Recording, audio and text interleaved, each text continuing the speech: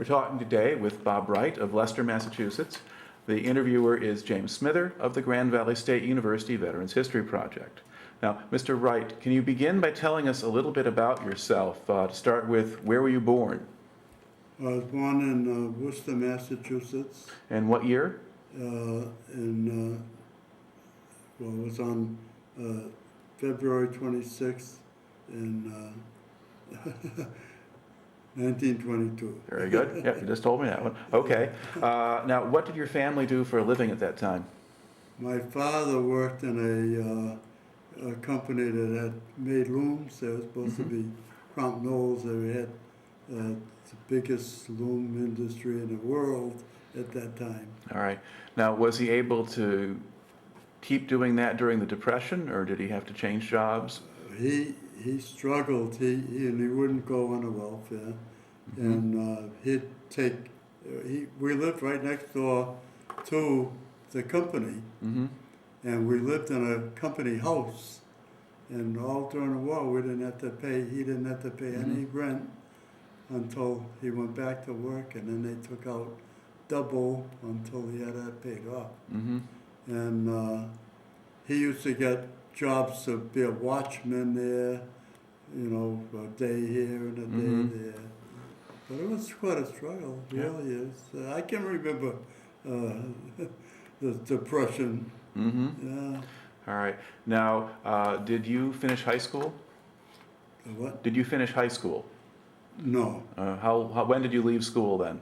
Well, I was in my senior year and halfway through my senior year, and I thought I wasn't going to graduate, and I talked my father into taking me out and going to work. All right. And where did you go to work? I went to work where he worked. He got me in there as an apprentice tool and die maker. All right.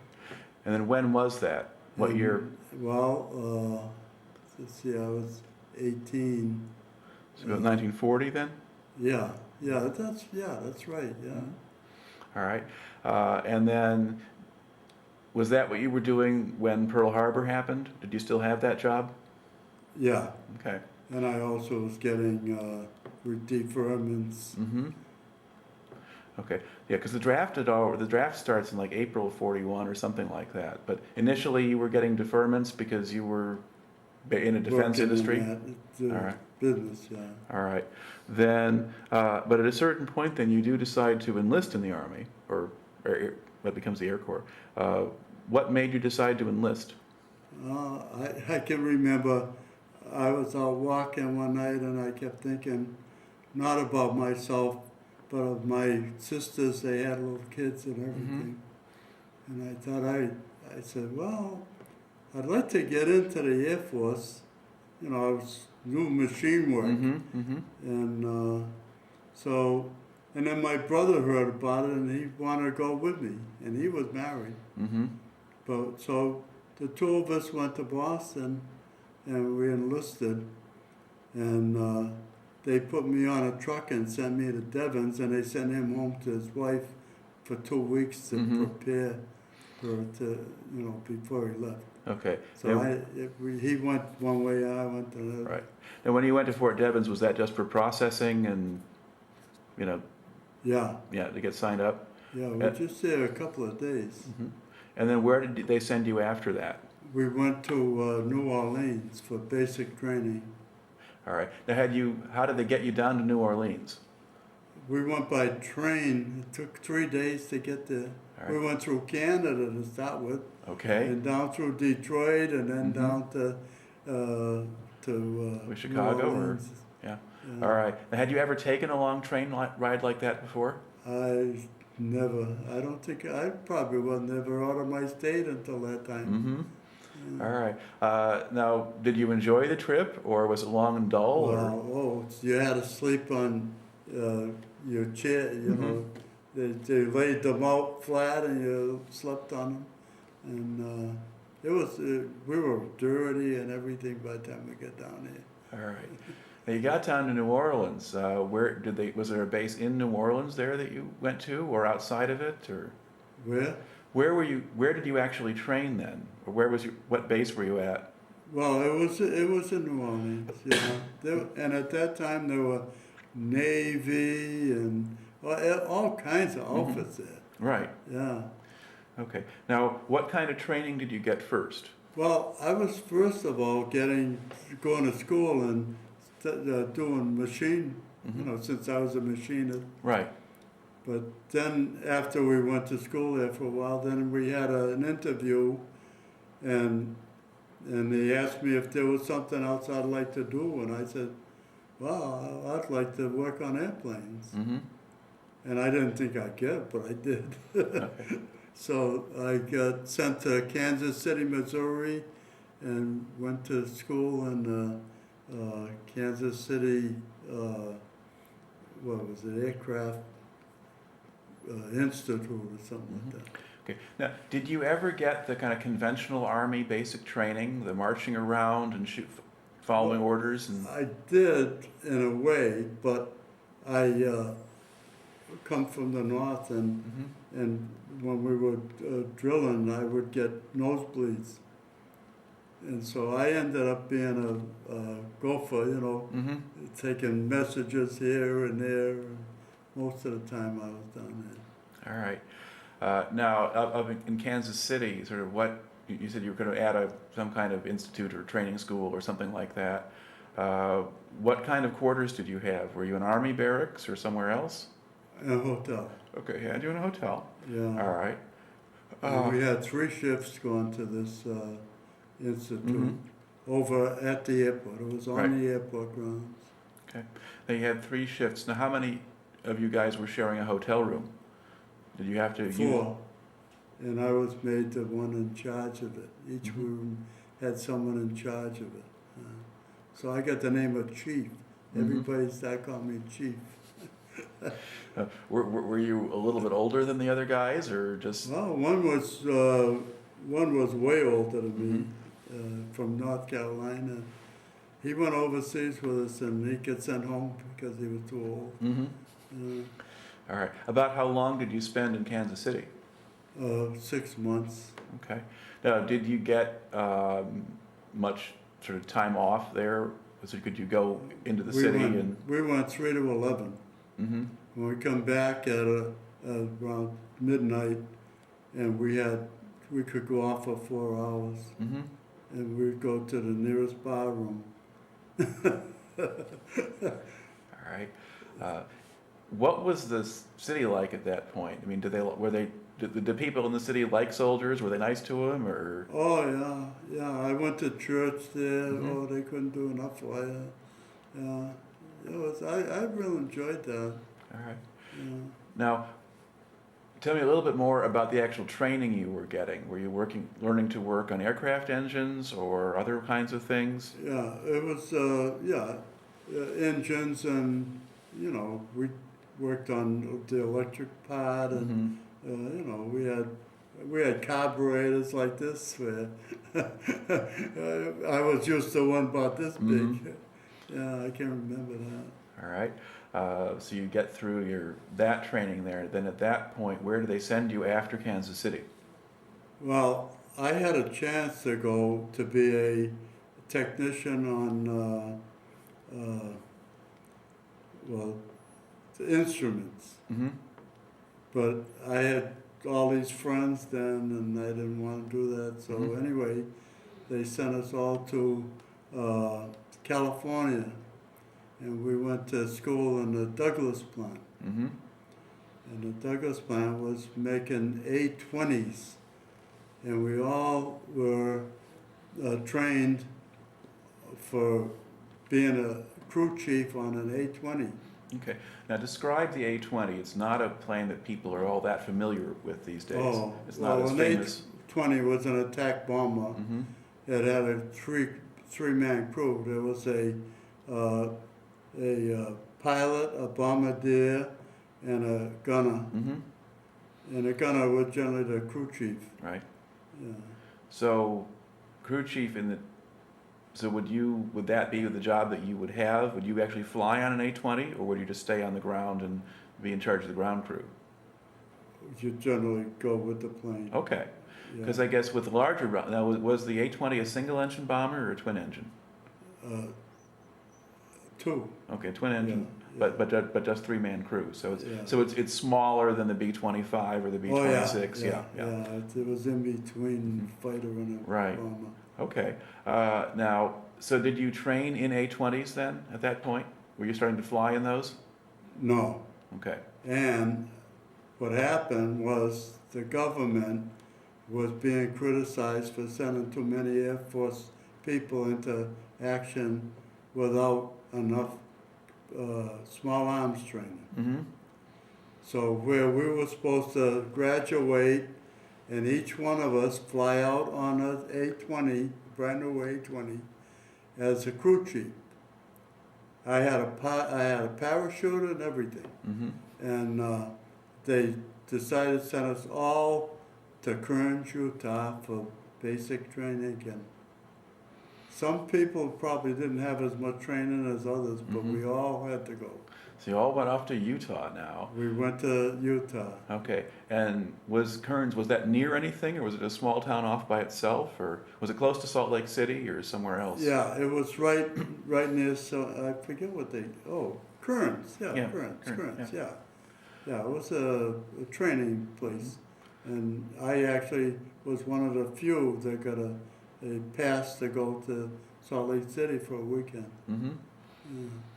Yeah. And So we were there about 2 weeks, and then okay. it was rough going too. Well, were you doing gunnery training or?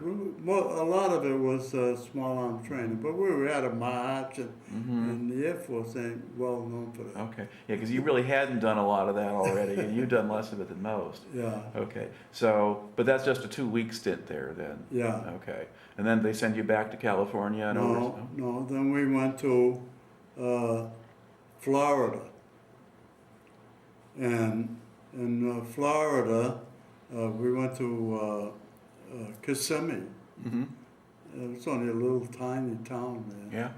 And so the whole trainload went there, and the last 4 guys got put in the 419 to go overseas. All the rest of them were going to go to some other training. But the 4 of us it was Wright, Wyatt, Young, and 2 Wrights. 2 Wrights. So Wyatt the and last Young. 4 guys in the alphabet? Yeah. Yeah. Yeah, we were at the end of the line, and that was the 4 they dropped off to go overseas. The All other right. ones weren't going overseas. Okay. All right. So once that decision gets made, then where do you go next? Well, we got our training down there. We were not really doing too much. I remember being on guard duty on the airstrip, and there was mosquitoes were awful down there. And someone said a mosquito landed on the runway and they put 100 gallons of gas in it. They were big and black, and boy, it wasn't good duty. All right. Okay. But then after Florida, then where do you go next? Then we got on the troop train and went to San Francisco. Mm-hmm. That's quite a ride. Yep. I've been all over the country. Now, when you were making these trips across the country, were the trains blacked out, or could you look out the windows? Opened windows. Okay. When we got to California, we went to get a haircut, and they went to shampoo our head, and it was black. The trains had steam engines, they're coal powered, or? Yeah, well, we went on. It was the diesel till we got to the mountains, and then they put 2 locomotives to take us across. All right. Okay. Now, did you stay long in San Francisco, or did they ship you out pretty quickly? We weren't there very long. No, probably a couple of weeks or so. Okay. Yeah. Do you remember how you spent your time while you were there? Playing cards. I got KP. Mm-hmm. I actually got a pass to go to town. Monterey, and I heard that a fellow lived in Monterey. He had a wife and kids, so I gave it to him. Mm-hmm. All right. Okay. Now then, did they put you on a troop ship to send you over then? We went over alone, yeah. It was zigzag all the way across. All right. Well, and were you in a convoy? No, Oh, just one ship? we went alone. Okay. It was a victory ship. And a victory ship going by itself? Yeah. Okay. Because I'd heard of converted ocean liners going by themselves because they were fast and they could outrun submarines. But a victory ship wasn't very fast. No, No. they had to zigzag. All right. Yeah. But they were going by themselves. All right. Do you know how long it took you? Were you going just to Hawaii, or were you going all the way out? We left the 27th of October, Mm-hmm. and we got to Guadalcanal on November 5th. That don't seem right. That wouldn't seem quite right if you're zigzagging. No, there's something wrong there. All right. Must have been earlier. Okay. But anyway, Yeah. but still, the ship was Because we going by didn't go itself. directly to Guadalcanal. We Mhm. stopped in the New Hebrides, Mm-hmm. but we didn't get off the ship or anything. Right. Probably just refueling or whatever. Yeah. Okay. But anyway, they send you out to Guadalcanal. You arrive in Guadalcanal then in November. At that point, the fighting right around Henderson Field was over, but there were still Japanese on the island still. There was Yeah. still fighting Oh, yeah. going on. Yeah. Now, And first thing we had to do was police the area where all the fighting had been. mm-hmm. Day after day, go through there, pick up everything. There was all kinds of shells and Mhm. whatever, the cigarette butts and whatever. You had to pick everything up Yeah. because we didn't have no planes. Okay, so Yeah. you were just extra bodies at that point, Yeah. so that was what you Yeah. did. Yeah. Now, did you see anything of the Japanese while you were doing that? I mean, were there prisoners at all, or? No. Okay. No, else we saw just men, villages. They had moved all their women way up in the Mhm. mountains. And we saw, like, I can recall seeing a guy who was in charge, and he had a pair of shoes, what we call them, shoes over there. I can't think of it, but anyway, hanging around his neck. He was in charge of the Mhm. people that they had unloading their stuff and so on off of boats. Okay, so you had sort of native workers who were doing Yeah, some of that sort of yeah. stuff for you. All right, yeah. What kind of living quarters did you have on Guadalcanal? Were you in tents, or did they have barracks, or? We had my friend Wright, the other Wright. He was a carpenter, and he made platforms and frames, and Mhm. they put the tent over the top, and they put mosquito netting all Mhm. around. It was pretty good. All Yeah. right. What was the weather like while you were there? Hot. Yeah. Oh yeah, very hot. Did it rain a lot, or? I think that generally in the afternoon Mhm. it would rain. Yeah. Okay. Now, did you have mosquito issues there too? Were there a lot of bugs or snakes or things like that? Oh yeah. You had to check your bed before you crawled in, or you might crawl in with a snake. Now, at this stage while you were there, did the Japanese make air attacks against you? Yes, we had a few air attacks, and actually they bombed a depot where we had all the ammunition and everything, and it blew up for 3 solid days. Things Wow. were blowing up over there, and all night, you had to Mhm. sleep in that. Yeah. Now, That how- must have cost a lot of money. Yeah. Now, how long was it before you got any planes? When did the planes arrive? Well, they arrived in December. Mm-hmm. And our commander was killed it was an accident, Mm-hmm. and he got killed. Went down in the ocean. All right. Now, you had mentioned before you'd sort of trained to be a crew chief or whatever. When the planes actually came, did you fly in them or did you stay on the ground? I never got to see one. I got transferred. All right. Well, tell me about that. How did that happen?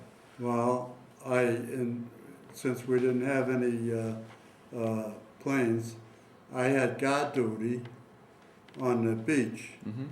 And we had a problem. We had a bridge we had to go over, and they were working on it during the night, and they worked from 6 to the next morning. And so I got on the one that was on that night. And so when you'd go over there, some of the guys I went with were sleeping, but I didn't. And so then in the morning, you went 12 hours, you come back, breakfast was all over with, they had to make it special for you. And if you ate breakfast, you didn't get to sleep, right? And if you went to sleep and went through dinner, you didn't get no dinner, and then supper time, you had to eat early to go across that bridge at 6 o'clock. Well, I got so mad that, I went up to the first sergeant, and I told him, I said, I'm not getting any sleep. And I said, I'm going up and sleep now, and you better not come near me. So he said that I threatened to shoot him, but I certainly didn't want to I wouldn't have shot a Jap, I don't think. But I had a rifle in my hand anyway, and he actually didn't want to be over there. He had a great job in Florida, and our first sergeant got in an accident, and he got put in his place 2 weeks before we come over. So he wasn't too happy, and so we didn't get along, and they had me transferred out. All right. Now, what unit then were you assigned to? Then I was going to the 68th Fighter Squadron, and I was supposed to meet them in Bougainville, which was just being taken. And so I took a LST, and one of my best rides over there, because we were just slipped with the crew. The two of us got transferred, and we went to the Treasury Island group, and we're on Sterling Island there, and we didn't have anything to do there really, so we went to the movies and everything, and then they started bombing us, and every single night, the sky was just full of planes. And at that time, now the night fighters had a night fighter up, and we were seeing the planes coming, and we're right next to us. There was an artillery unit, and we said, "Why don't you shoot at them?" He said, "We can't. There's a night fighter up." Someone said, "Shoot him down." Yeah, because we were getting peppered. Hey, we had to be in our foxhole, because after they went by, all the artillery and stuff, at the end of both ends of the strip, when they were coming across, they had these racks of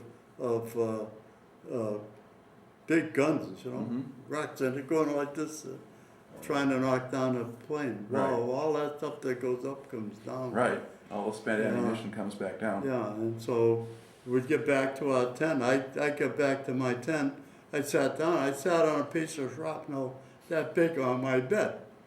I looked up, and there was a hole that big too in the tent. Now, were the positions in the Treasury Islands actually being bombed, or were they just passing over you going somewhere else? Oh no, they were kept bombing us. Tokyo Road told us they were going to bomb it where it fell into the ocean. Yeah. Well, what was based there? Were there fighters there, or bombers, or?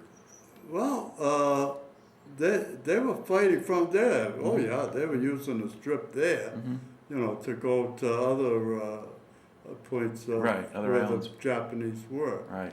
Oh yeah. Okay, so it's an active base, but it's not any unit that you're being assigned to. You're just passing through, pretty much.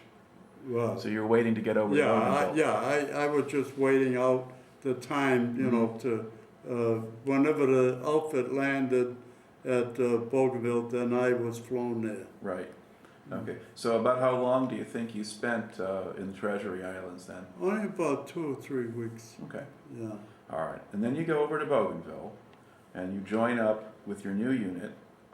All right. And then what duties or assignment did you have when you joined that unit? Well, then I was put with a crew chief to work on P-39s. Mm-hmm. All right. Now the P-39, what was that being used for at that time? I was a fighter, just strictly fighter. But was it ground support more, ground attack fighter, or would it fight Japanese aircraft? Well, one thing, the Japanese planes could go higher, Mm-hmm. and they were having trouble. We have P-40s too, and those were obsolete, really. Well, the P-39 does not have a reputation as being a very successful fighter, as a conventional fighter. Now, were these equipped as day fighters or night fighters? No, stayed day. These were regular day They fighters. generally went on day. Okay. And I know that we used them a lot for ground support to come in and help the troops that were on the ground. Now, do you know much about what kind of missions these planes had? I mean, were they sent to... Well, at that time when I had first joined the outfit, and well, my plane, the one I was working on, never came back after a mission. Mm-hmm. And so they put me in the ordinance Mm-hmm. to work there until another plane came in. That's when they stopped bringing in P-38s. Mm-hmm. But anyway, I got friendly with all the guys in the ordnance, and I asked to stay there, Mm-hmm. and they let me. All right. And then what kind of job do you do for them? Well, then you had to, every time a plane come in, you had to clean all the guns Mm-hmm. and put the ammunition in them. And Right. they had a cannon on the front of them too, Mm-hmm. and all the different things like that. Okay. Now, did you also And load... bombs, see, Yeah, you loaded bombs, we had to yeah. put on bombs. Mm-hmm. They put them where the gas tank would go on early. They had reserve gas tanks Mhm. that went there. All right. So you worked on P-39s, you worked on P-38s when they came in? Yeah, Okay. Did you work in the P-40s at all, or was that not your job? no, but I was trained on that in school. Mhm. Yeah. All right. Now, what was life like on Bougainville? I mean, how was that different from the other places? Well, it was really a rough place to be. Yeah, we would be going down to the work, and our strip was right on the edge of the ocean, Mm-hmm. and the mountains were over, and that's where all our troops were at the foot of the mountains. Mm-hmm. And every time the Japanese would try to come through, they would keep them back. Mm-hmm. And so there was just one guy that was shooting shells at us. And we'd be going down the road and towards the strip, and a shell would land in front of us, and the driver he'd go like heck, and then he'd stop, and then go like heck. And we'd make it, we made it all the time, really. But there'd be shells going off this side, that side. And whenever we got to the strip one day, I can remember it really opened up with a lot, Mm-hmm. instead of just one shell here and there.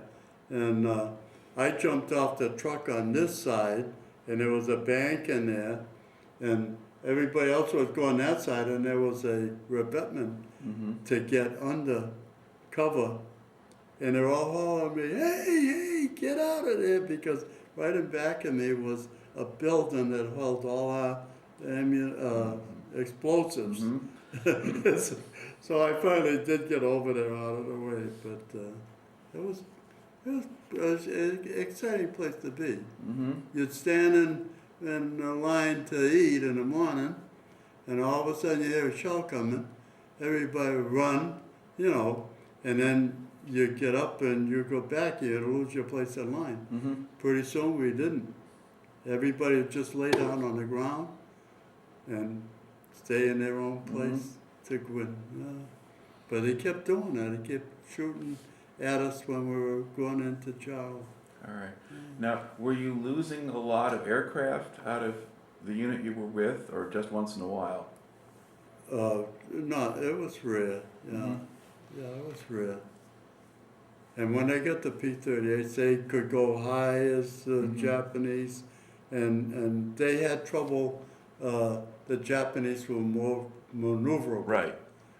but they had a plan, and they would go one and back of the other, Mhm. and they would trap the Japanese in that. Mhm. Yeah, Yeah, and they could fly higher and they could fly faster, so they would be pretty good Yeah. in a dive and that kind of thing. oh yeah, So that you weren't losing too many of them to enemy fire at that point. They were, yeah.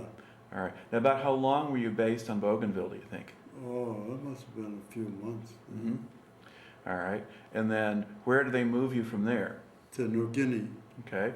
And what were you doing there? Well, we started out, we went on a LST, and we had to stop at Hollandia, Mm-hmm. and we stayed over there for a couple of weeks, and then we continued up. Evidently, it wasn't clear, the Japanese weren't cleared off the area we were Mhm. going to, there too. And so there again, we just hung around. I actually I burnt my hand, and I was supposed to be in charge of, we used to have big 50-gallon drums. Mm-hmm. We used to have to keep the water warm so the guys come out of eating and they'd rinse their Mm-hmm. biscuits on it. And I let the fire go out. Mm-hmm. And I went to get some more gasoline, and I got a big can, about a gallon can. I came back, I was holding like this, and I thought the fire was out. Mm-hmm. I Oh. threw it, and I came right up, and my hand was just covered with blisters. Mm-hmm. And they said I was running around crazy, and they couldn't catch me. All of a sudden, I stopped and stuck my hand in the mud, Mm-hmm. and it went out. But I had a sore hand. All right. That was on just a staging area. Mm-hmm. All right. Now, did you actually set up a squadron on New Guinea, or did they move someplace else instead? Well, we had to set up tents, and and then we had to reload the LST when we were going to leave, Mm-hmm. and we when we got up to the tip of New Guinea, if it's Sansapor, I think the name of the place Mhm. was. It was just a native village, and we rarely saw any of them. Mm-hmm. And I can recall one time, a Navy ship came in, and they come and said, where's the nearest town? We said, right up that road. Yeah, but anyway, our main base was on an island, Middleburg, Mm-hmm. off the coast. Right. And we, for a while there, I had to go to work every morning to go across Mm-hmm. to the island, not to do work on planes either. They weren't in yet, but Mhm. there were other things you had to do over there. And one time, the water, it was so rough that we used to have a craft come in, landing craft. Right. And then we'd just get on that and it'd take us over to Mhm. the island. This day the waves were so high, he wouldn't come in. So we had a duck to take us out to that. And my friend and I was sitting waiting for our turn on the duck. And one of them, they used to load up and then they'd go and they'd try to time it so they'd hit the waves Mm-hmm. at just certain time, and Right. then they get by the waves. And this one time, it went right over the top of it. And they kept going, Mm-hmm. but then the motor cut out. There was pumping the water out of it, Mm-hmm. and that thing disappeared.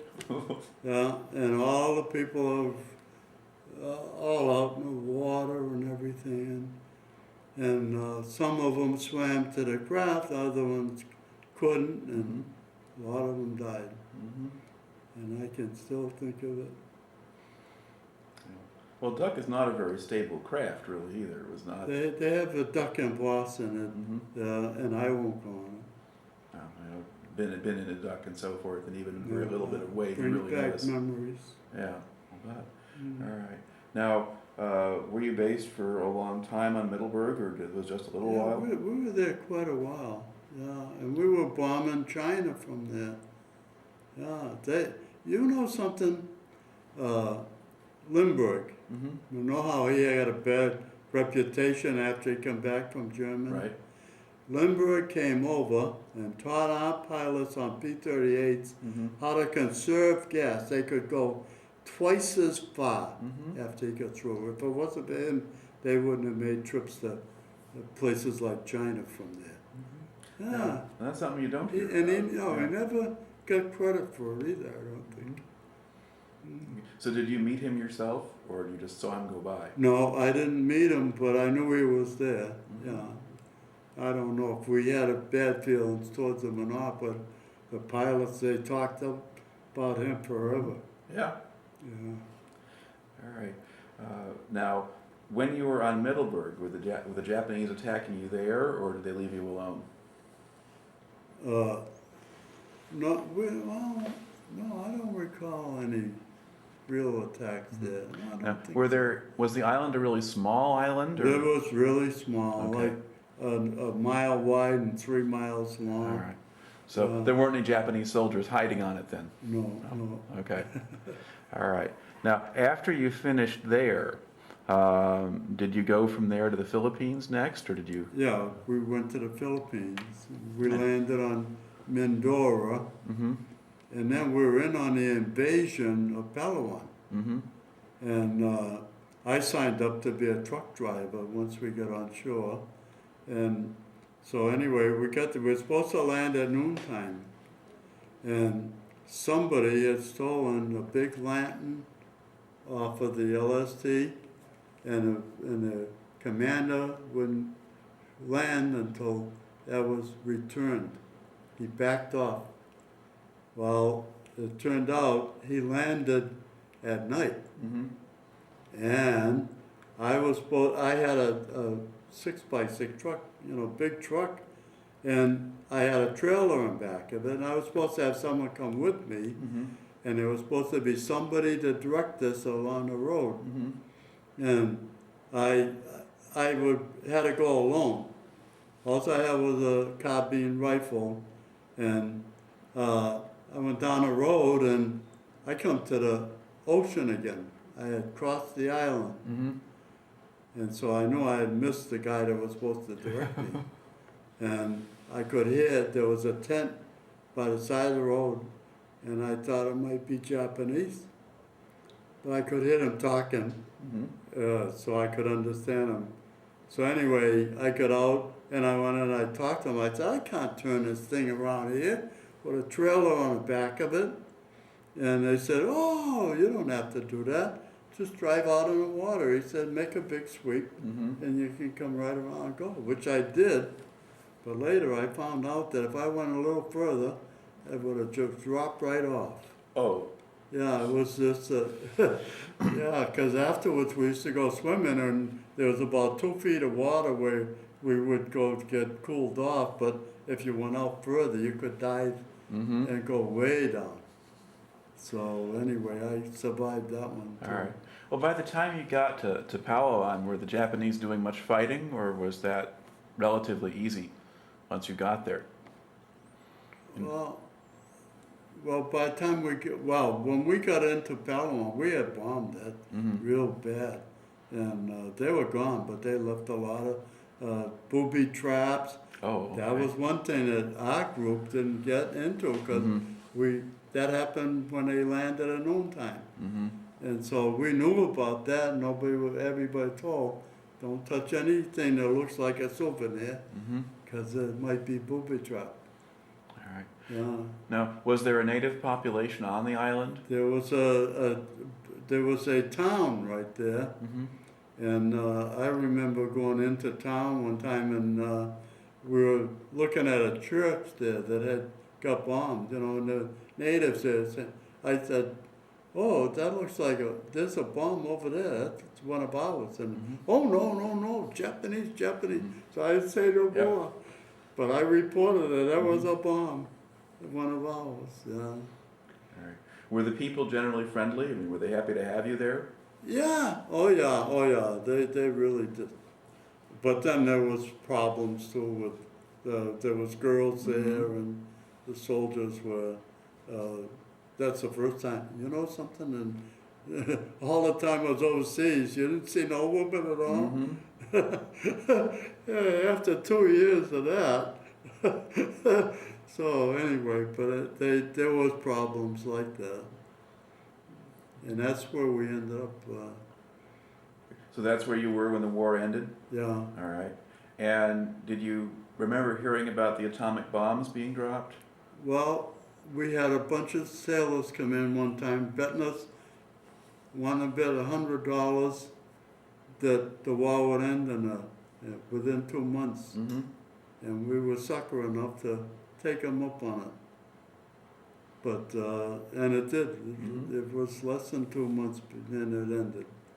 What a surprise that was. Mm-hmm. Yeah. All right. And we had orders to go to China, Mm-hmm. and we had broke camp, taken down all the tents and everything, Mm-hmm. had all our equipment on the beach, and we got notice that the boat wasn't coming. Mm-hmm. But we didn't mind too much because we didn't want to go to China. All right. We had a talk from a doctor telling us in China, got to wear clothes all the time because of the encephalitis there. Mm-hmm. So we weren't looking forward to something like that. All right. Now, how long did you stay on Palawan then after the war ended? Oh, about 2 months. Okay. Well, no, it wasn't that much because the war ended. Actually, it was August when we heard Yeah. they had surrendered. Right. Because that's It when the war wasn't ended. until Yeah. September that they filed the thing. And then we went to Lady to go Mhm. home.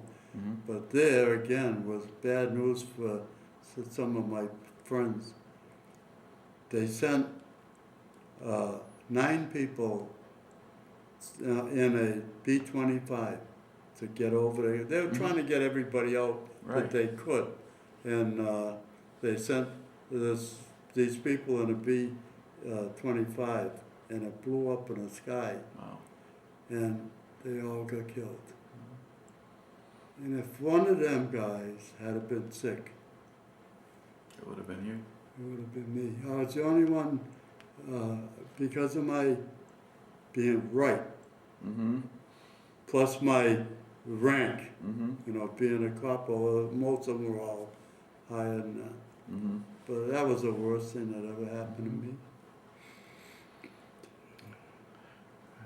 Now, did you have to wait a while then? Did you take a boat out after that? Yeah, Yeah. and that was another thing. They gave us a cold shot, Mm-hmm. and I got a bad cold with a fever and everything. Mm-hmm. And I wanted to get home for Christmas, and so I got my that really turns me off. Mm-hmm. But I was sick as a dog, and this friend of mine, a big guy, he says, if you think you can climb that net onto the board, onto the boat, he says, I'll carry both of the barracks bags. Mm-hmm. And we did that. It was quite a chance I took. You know, you had a boat that's down there going up and Yeah. down like this. You had to jump. They'd say jump, and you jump and caught the net and climbed up there. All right. Now, what kind of boat were you on then? It was a small boat. They called it an APA. It was a boat that they used to go around different warships, Mm-hmm. you know, and with messages and Right. different things. It was a small boat, and we crossed the international line, Dateline, yeah. date line on Thanksgiving. And the next day we had Thanksgiving again. The captain said, we're going to have another one. Yeah. Yeah, and then when we landed in San Francisco, and I'm telling you, what a sight that is. They were coming out in boats with bands and waving. And when I stopped to think of the Vietnamese soldiers coming back and getting spit on. Well, that didn't happen to most of them, fortunately, but there was no reception for them regardless. Yeah. Yeah, a whole different kind of thing from Yeah. that. Yeah, we put on an island out there, Treasury Island, and you could have anything you wanted to eat and everything, and wow, what a treat. For everybody wanted milk. Because that was one thing you couldn't get out there.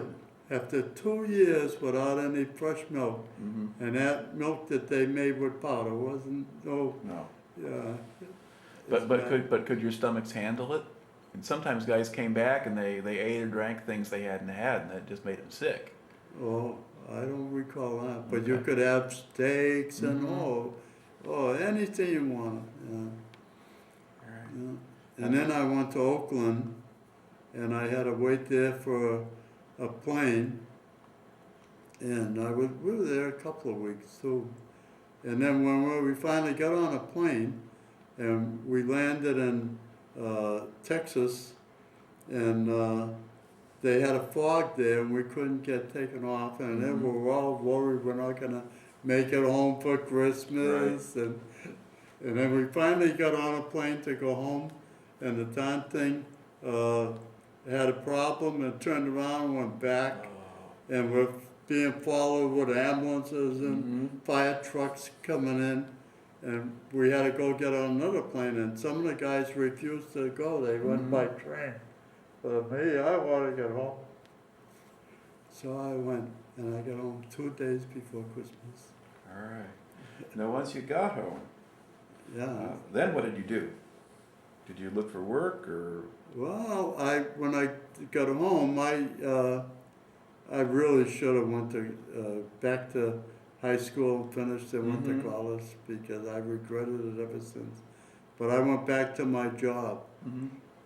But I got home Christmas. I didn't go back to work till my birthday in February. Yeah. But then I got to be a tool and die maker. And it was a good job. Yep. I had 5 daughters. They were all happily married, and I'm happy for them. Now, to look back on the whole thing now, how do you think your time in the service wound up affecting you? Were you a different person when you came out than you were when you went in, or had you learned things? Well, I learned how to drink. I did a lot of that after I came out. But then when I got married, I quit smoking, and I didn't quit drinking, but I cut the way down. I didn't go out drinking. I come home from work and had a beer at home. And then I had an accident 8 years ago, and I quit drinking beer too. And I weighed 183 when I had the accident. I was down to 130. And I swore I wasn't going to let myself go beyond 155. And I've done that for 8 years. Very good. Yeah, and it was because I quit drinking beer. All right. I'm sure. Okay then. Well, thank you for taking the time to talk to me today. Oh, I enjoyed it. Yeah. Okay. Parts of it don't come back. Oh, yeah.